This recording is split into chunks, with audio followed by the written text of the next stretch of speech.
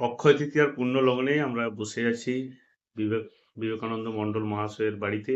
বিভিন্ন কথা আমরা দীর্ঘক্ষণ বসে আমাদের আলোচনা চলছে।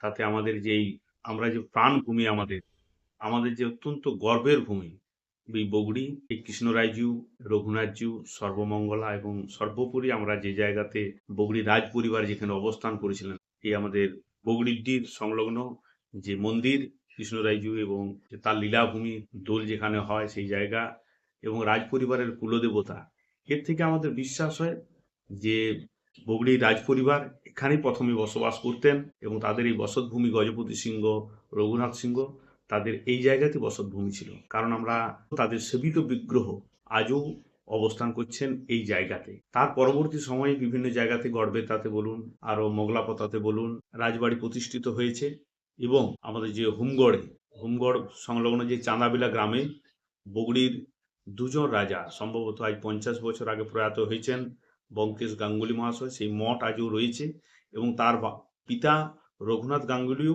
বগুড়ির রাজা ছিলেন। তারা সুদূর রামজীবনপুর থেকে এসে এই জায়গায় রাজত্ব প্রতিষ্ঠা করেছিলেন।